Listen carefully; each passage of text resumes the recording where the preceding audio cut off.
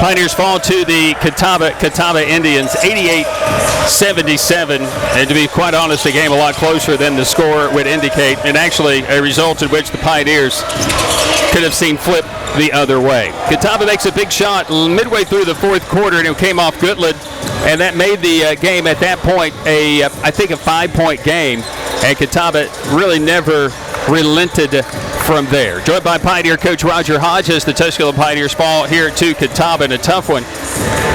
So much went right to have it unravel there in the final couple of minutes. I know it's a frustrating loss for you, but still we got to work on, and did a fabulous job through 3/4 of this game not turning the ball over, and Catawba forced us into some bad mistakes late. Well, I thought, again, they made the plays when they needed to make the plays. They made the shots when they needed to make the shots, and we did not. And unfortunately, that's what this came down to. And I think you said, rebounding has got to be so key, and the winner of that's going to win this game. And I think the rebounding stat shows how even the game actually was. Yeah, I thought we did a good job of keeping them off the boards overall. Yeah.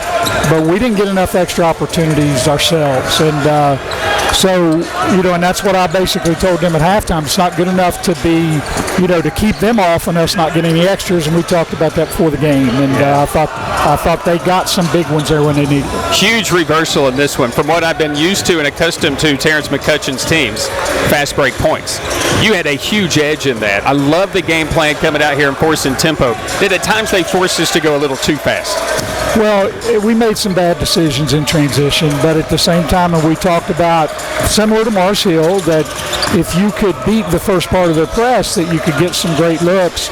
And, before the fourth quarter, I thought we did a decent job of that. Oh, you did a phenomenal job at that for sure, because I was extremely impressed. Plus, points in the paint and everything else. It comes down to just a final few moments, valuing possessions and big-time shots, and that's what Catawba did. And again, you get a game from Sanaya Wilson, who hadn't had this type of game all year long. Why was she so difficult for us? 15, the point guard, created some opportunities, maybe got the advantage of a couple of either no calls or, and finishing through some contact at time or no contact at time. She had a phenomenal game. Why was she so difficult for us tonight? Well, early in the game, they were running ball screens at the top, and we had not seen her shoot behind them. Yeah. And, she did a good job of that, and I think she got some confidence and got rolling because of it. So we adjusted, but, then she adjusted back. So, we really had no answers for her tonight.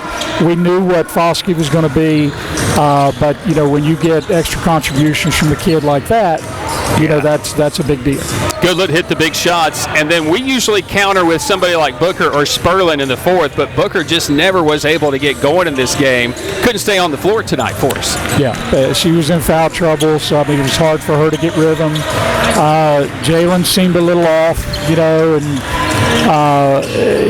missed a lot of shots that I don't think she normally would. Some of them rimmed in and out, but that's part of the game, and we'll have to bounce back pretty quick and get it done on Saturday. Just really good coaching. And that's what I mean. And I don't know what they were in a tight one with Anderson. We'll get to that. Chesterfield, it doesn't matter. They threw the kitchen sink at her. They did start to finally weigh in on her in the fourth when we started making the change. Just bad mistakes at the wrong time.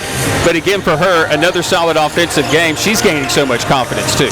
She is. And one adjustment that I thought was important that they made was putting 32 on her. Yes. The big strong kid as opposed to number 5, because, where she has some difficulties when you force her a little farther out than she wants to go, and 32 did a good job of that. You executed this game plan nearly to perfection.